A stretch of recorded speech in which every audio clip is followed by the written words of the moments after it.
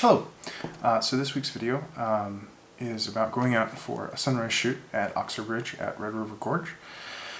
Now, while the light was pretty nice, there was kind of a lack of clouds, and I'll touch on this more later, but there was a nice bed of fog. So unfortunately the sky wasn't really doing anything, which made the location less than ideal. So a lot of the exposures that I'm going to talk about, actually, I didn't get any good results. Now I did get two photos, and you'll see those in the video.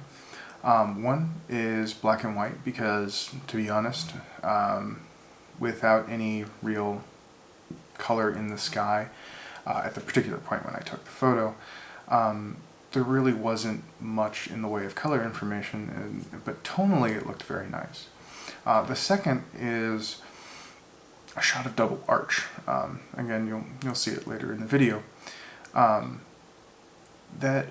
know, it's a pretty stereotypical image. It's kind of what you would expect to get if you were out on Auxier Ridge, and a lot of people have gotten that photo. And I don't necessarily think that I put a special spin on it, but I'm still happy with it. So I got two photos out of the hike, which I'm happy with. Unfortunately, I don't have any footage of me hiking out there since it was pitch black because I got out there before blue hour. So we're just going to pick up at the first place that I set up. Alright, so sun's up. You know, it's bright enough out that I don't have to shine a flashlight in my face for you to see me. So I've already taken a couple of photos. Hopefully they turned out. If they do, I'll put them in here. Okay, so with that out of the way, there's still a couple compositions that I think are worth it. So what's nice about today is we don't have that much cloud cover. I wish we had a little bit more because maybe the sun would catch, because it's right at that nice golden hour time. But, you know, whatever. We do have some low-lying fog, which does add a little bit of interest, and of course we've got some purples and some oranges that are on the few clouds that do happen to show up. So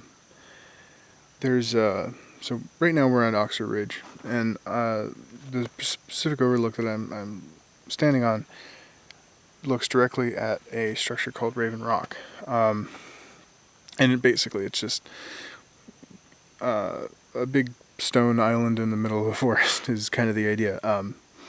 Island not in the sense with water, but in the sense that it's surrounded.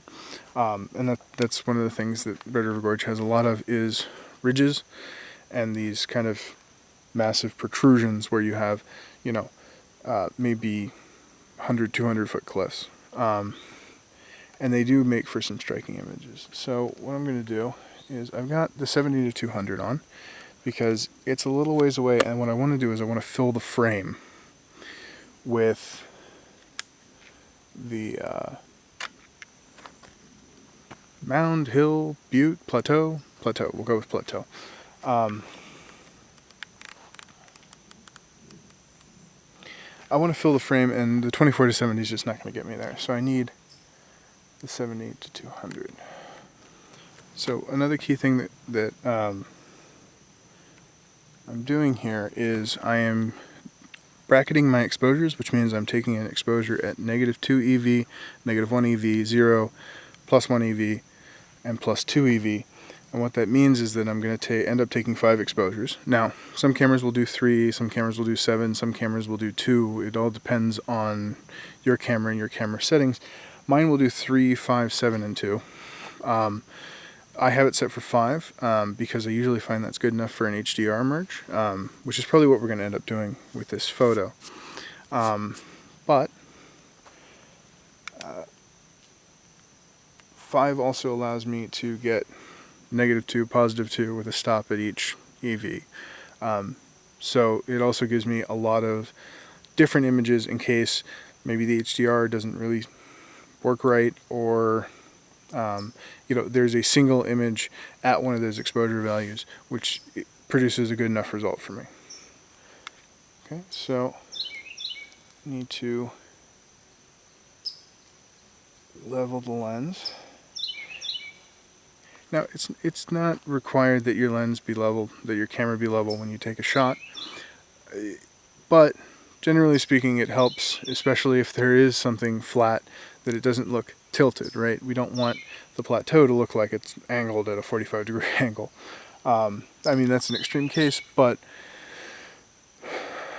generally speaking, whenever you have something straight in the shot and the human eye knows that it should be level, you want to have it be level. Okay, so let's go ahead and take the shot. Got it on a 2-second timer. I don't want to be touching the camera and handling it when the shutter goes off because I might add vibration, which, since I'm using a relatively slow shutter speed, would cause, well, basically it will ruin my sharpness and it's going to cause some motion blur. So instead what I do is I put it on a 2-second timer because we're on relatively stable ground, so I hit and then I don't have to touch it, so it's not going to shake because of that. And hopefully our exposure is long enough that if there is any sort of like small wind, that it's not going to ruin our exposure.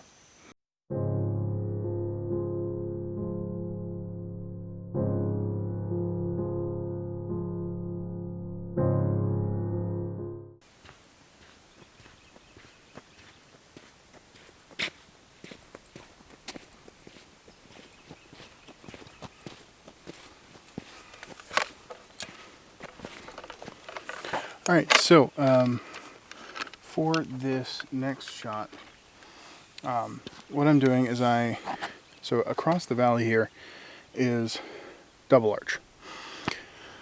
So it's a nice little rock arch out there, and it's being kind of highlighted by the sun right now.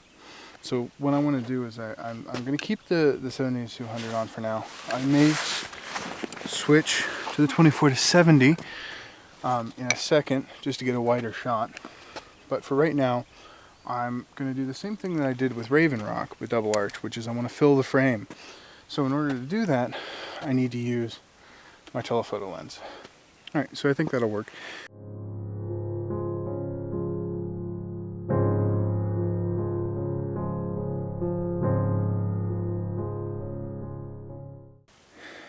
It's looking kind of nice out that way, so let's see if we can't get an exposure over there.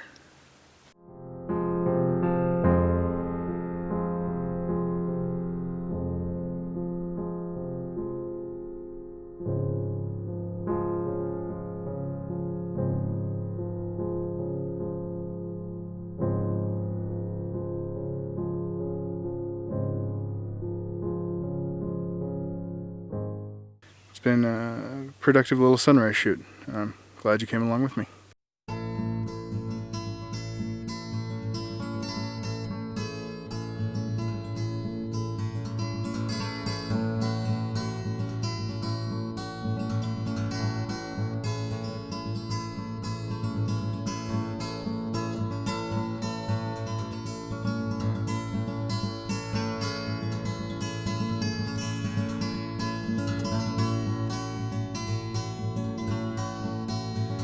When it comes to sunrise shoots in general, there's two main things you have to keep in mind, which is, one, if you're not camping, you obviously have to hike out in the dark. Now, I personally don't suggest night hiking unless you know the trail already, or I guess if you're a really experienced night hiker, it probably wouldn't be that bad, but I sometimes get lost in the daylight, so getting lost at night is no fun.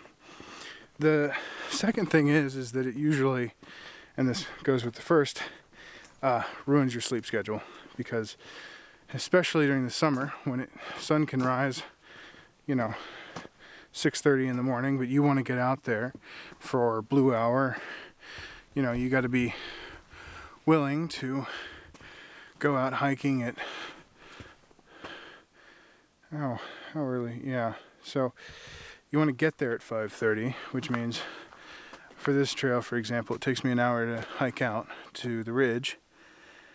So I had to get out here at 4 o'clock, which means, of course, because I live not right next to the trailhead, I had to get up even earlier than that. I think I got up at like 2 o'clock this morning to get ready. So I don't recommend doing sunrise shoots if you value your sleep.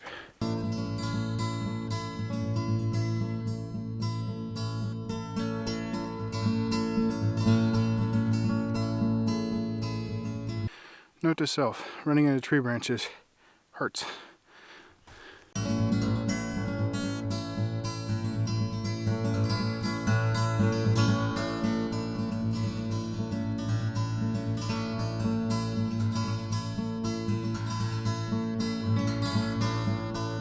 Alright, so I think that's it for today.